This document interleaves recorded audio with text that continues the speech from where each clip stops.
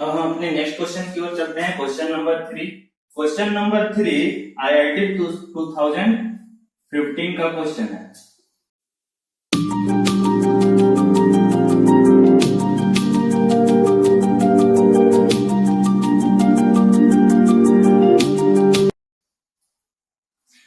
एक बार क्वेश्चन पढ़ते हैं।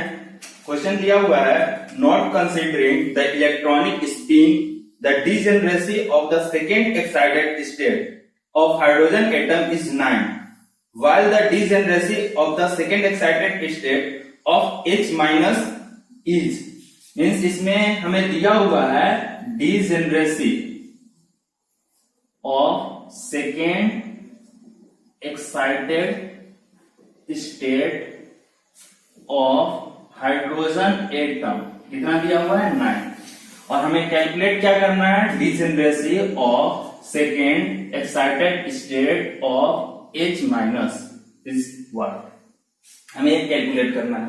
तो आइए समझते हैं डिजेनरेसी क्या होता है। डिजेनरेसी क्या होता है? डिजेनरेसी हम वैसे ऑर्बिटल्स को बोलते हैं, वैसे ऑर्बिटल्स को डिजेनरेट ऑर्बिटल्स बोला जाता है जिनका एनर्जी सेम होता है। मीन्स डिजेनरेट ऑर्बिटल्स का एनर्जी सेम होगा, means degenerate orbitals having same energy. For example, अगर हम लिखते हैं 2p ऑर्बिटल, तो इसमें 2p ऑर्बिटल में 3 2px 2py और 2pz 3 सब ऑर्बिटल बनते हैं, और हम कह सकते हैं कि 2px 2py एंड 2pz तीनों का एनर्जी सेम है। 2px 2py and 2pz all have same energy. इसका मीनिंग हुआ कि ये तीनों क्या हैं, डिजेनरेट ऑर्बिटल्स हैं। तो अब हम डिजेनरेट ऑर्बिटल समझ गए, तो आते हैं हम अपने क्वेश्चंस पे।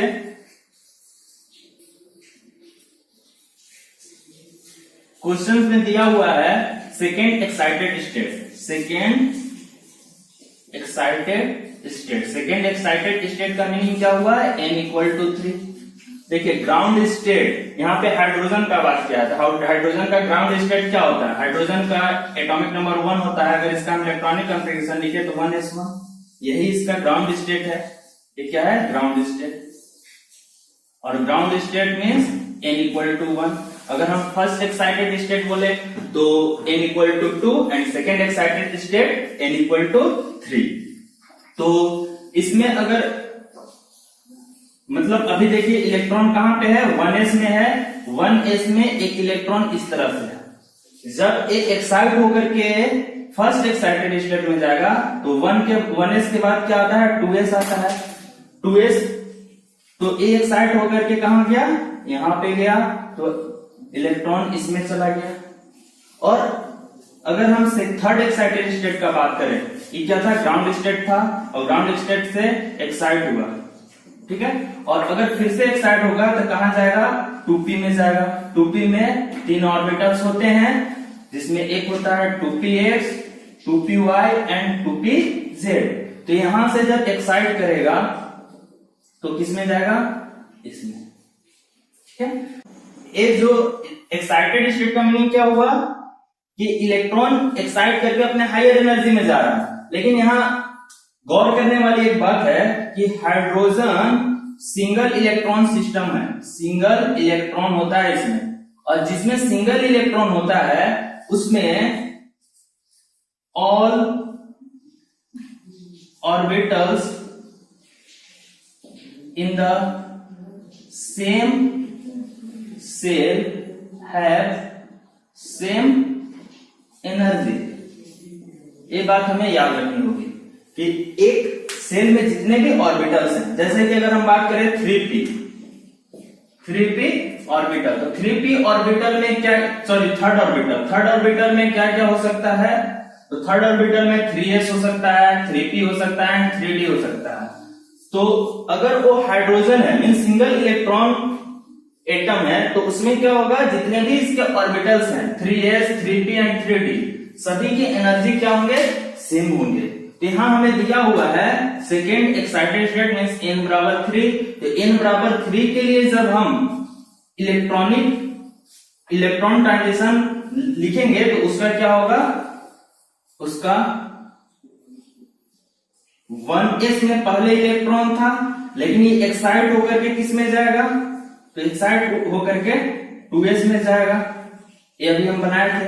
और यहां से फिर जब एक्साइट होगा तो किस में जाना चाहिए, 2p में या थर्ड ऑर्बिटल में। तो चूंकि यहां बोला हुआ है सेकेंड एक्साइटेड मींस थर्ड में, तो जब इलेक्ट्रॉन फर्स्ट एक्साइटेड स्टेट था, तो जब इलेक्ट्रॉन सेकेंड एक्साइटेड स्टेट में जाएगा तो थर्ड सब सेल में जाएगा। और थर्ड सब सेल में कौन कौन से होते हैं, तो 3s भी हो सकते हैं और 3p भी हो सकते हैं एंड 3d भी हो सकते हैं। 3d में कितने बनते हैं, और सब ऑर्बिटल्स 5 बनते हैं। तो यहाँ पे क्या है, मेरे हाइड्रोजन के लिए कितने डिजेनरेट ऑर्बिटल्स आए, तो 1 2 3 4 5 6 7 8 9 जो कि दिया हुआ है, इसको हम एक्सप्लेन कर चुके हैं।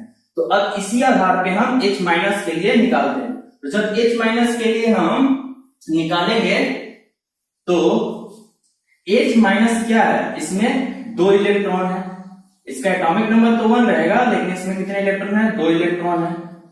2 इलेक्ट्रॉन्स, इसका इलेक्ट्रॉनिक कॉन्फ़िगरेशन लिखते हैं तो 1s2 आता है।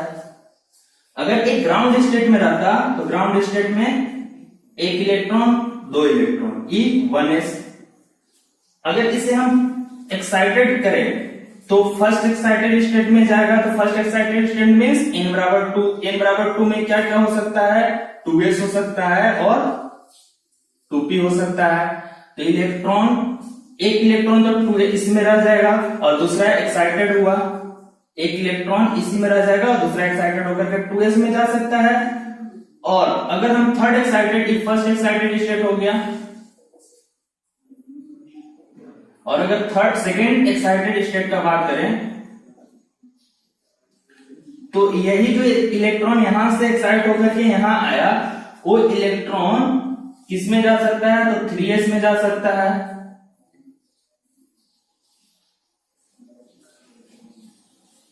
लेकिन यहां इलेक्ट्रॉन 3s में नहीं जाएगा। क्यों नहीं जाएगा, क्योंकि एक ऐसा इलेक्ट्रॉन है, एक ऐसा आयन है, इसमें 2 इलेक्ट्रॉन है, मतलब एक मल्टी इलेक्ट्रॉन सिस्टम है। और मल्टी इलेक्ट्रॉन सिस्टम में हम अभी बताए थे कि सिंगल इलेक्ट्रॉन सिस्टम में सेम सेल में जितने भी ऑर्बिटल्स होते हैं उनके एनर्जी सेम होते हैं। लेकिन हम मल्टी इलेक्ट्रॉन सिस्टम है, तो मल्टी इलेक्ट्रॉन सिस्टम के लिए क्या होगा, सेम सेल में जितने भी ऑर्बिटल्स होते हैं उनका एनर्जी सेम नहीं होगा, तो इसलिए 2s और 2p का एनर्जी अलग अलग होगा। यहां हम बोलेंगे कि एनर्जी ऑफ 2p जो होगा वो ग्रेटर देन 2s होगा। तो इस तरह से अगर हम फर्स्ट एक्साइटेड स्टेट का बात करें तो 1s से 2s में आया, लेकिन सेकेंड एक्साइटेड स्टेट में क्या होगा, 2s से 2p में जाएगा। ये हो गया सेकेंड एक्साइटेड स्टेट। एक थर्ड में नहीं जा सकता। थर्ड में क्यों नहीं जा सकता है, क्योंकि इलेक्ट्रॉन पहले अपने लोअर एनर्जी से हायर एनर्जी में जंप करेगा। फर्स्ट एक्साइटेड स्टेट तो 1s है, इससे हायर एनर्जी 2s का है, तो यहां से यहां में जाएगा। और इसके बाद क्या करेगा, तो इसके बाद अपने हायर एनर्जी लेवल में जाएगा। तो इसका हायर एनर्जी लेवल कौन है, तो 2s से हायर 2p का होगा, तो यहां से किसमें जा सकता है, 2p में जाएगा। तो इस तरह से सेकेंड एक्साइटेड स्टेट जब होगा H माइनस का, तो 2p में जा सकता है। तो यहाँ पे सेकेंड एक्साइटेड स्टेट में टोटल कितने डीजेनरेट ऑर्बिटल्स हुए, degenerate orbitals in second orbitals second excited state, तो 1 2 एंड 3, सिर्फ 3 हुए। तो हम बोल सकते हैं कि 3 डीजेनरेट ऑर्बिटल।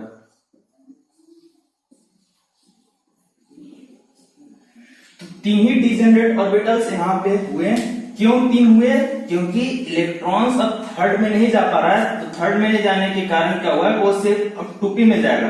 तो और 2s और 2p का एनर्जी सेम नहीं है, इसलिए 2s को हम डीजेनरेट ऑर्बिटल में नहीं काउंट करेंगे। लेकिन 2p में 2px, 2py और 2pz जो है उनका एनर्जी सेम होता है, इसीलिए उनको डिजेनरेट ऑर्बिटल्स में काउंट करेंगे, तो डिजेनरेट ऑर्बिटल्स कहलाएंगे। अब इसमें कोई क्वेश्चन पूछ सकता है कि सर ऐसा क्यों हुआ कि सिंगल इलेक्ट्रॉन सिस्टम में एक, जैसे सिंगल इलेक्ट्रॉन सिस्टम अगर हम बात करें तो इसमें थर्ड ऑर्बिटल में 3s, 3p एंड 3d तीनों का एनर्जी सेम हो गया, ऐसा क्यों हुआ सिंगल इलेक्ट्रॉन सिस्टम में? वही मल्टीपल इलेक्ट्रॉन सिस्टम में अगर थर्ड ऑर्बिटल का हम बात करें तो 3s, 3p एंड 3d ये तीनों का एनर्जी सेम नहीं होगा। इस सिंगल इलेक्ट्रॉन सिस्टम में क्या होगा, सिंगल इलेक्ट्रॉन अगर रहता है तो इनका एनर्जी क्या होता है, सेम होगा, सेम एनर्जी। ऐसा क्यों होता है? तो इसको समझने के लिए आइए हम समझते हैं। अगर मान लीजिए ये मेरा न्यूक्लियस है और एक फर्स्ट ऑर्बिट है, ठीक है, इसमें एक इलेक्ट्रॉन है। इलेक्ट्रॉन पे फोर्स लगता है, जो न्यूक्लियस लगाता है उस फोर्स को हम इलेक्ट्रोस्टैटिक अट्रैक्शन फोर्स बोलते हैं। यहां चूंकि एक ही इलेक्ट्रॉन है तो एक इलेक्ट्रॉन होने के कारण अगर ये एक्साइट होता है तो कहां जाएगा, सेकेंड ऑर्बिट में जाएगा। और सेकेंड ऑर्बिट में 2s भी है, 2p भी है और तो यहां पे क्या होता है, जो ये फोर्स जो लगता है उस फोर्स का वैल्यू डिपेंड करता है। जो इलेक्ट्रोस्टैटिक फोर्स यहां लग रहा है वो किस चीज पर डिपेंड कर रहा है, electrostatic force depends on shielding bye electrons. और यहाँ पे हम जानते हैं कि शील्डिंग कौन करता है, तो यहाँ अगर ये इलेक्ट्रॉन इस ऑर्बिट में मौजूद है तो इस इलेक्ट्रॉन को छोड़ करके और जितने भी इलेक्ट्रॉन्स होते हैं वो शील्डिंग में पार्टिसिपेट करते हैं। और शील्डिंग होने के कारण क्या होता है कि न्यूक्लियस के द्वारा जो फोर्स लगता है उस फोर्स का वैल्यू कम हो जाता है। इसके कारण एनर्जी में अंतर आएगा, क्योंकि जो इलेक्ट्रोस्टैटिक फोर्स होता है उसके कारण पोटेंशियल एनर्जी इलेक्ट्रॉन का यहाँ पे रहता है। तो हम बोल सकते हैं कि यहाँ पे शील्डिंग में पार्टिसिपेट करने के लिए और कोई इलेक्ट्रॉन है नहीं, तो इलेक्ट्रॉन नहीं है तो शील्डिंग नहीं होगा। और शील्डिंग में क्या होता है कि shielding of S is greater than P, greater than D, greater than F. Shielding का ये ऑर्डर होता है, मीन्स अगर कोई इलेक्ट्रॉन एस में रहे तो उसका शील्डिंग ज्यादा होगा पी, डी एंड एफ के मुकाबले।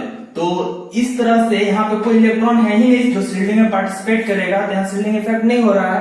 वहीं अगर हम मल्टीपल इलेक्ट्रॉन का बात करें तो मल्टीपल इलेक्ट्रॉन में दो इलेक्ट्रॉन रहेंगे, एक इलेक्ट्रॉन एक्साइट होगा और एक इलेक्ट्रॉन इनर ऑर्बिट्स में रह जाएगा जो शील्डिंग में पार्टिसिपेट करेगा। तो शील्डिंग में पार्टिसिपेट करने के कारण क्या होगा कि वो या तो एस में हो सकता है, पी में हो सकता है, किसी में भी हो सकता है, और अलग अलग ऑर्बिटल्स का शील्डिंग इफेक्ट अलग होता है, इसीलिए एनर्जी में भी अंतर पड़ेगा। तो इसीलिए हम बोल सकते हैं कि मल्टीपल इलेक्ट्रॉन सिस्टम जब रहता है तो वहां पे energy of orbitals in the same shell same energy नहीं होता है। लेकिन सिंगल इलेक्ट्रॉन सिस्टम में क्या होता है कि सेम सेल में जितने भी ऑर्बिटल्स होते हैं उनकी एनर्जी सेम होती है।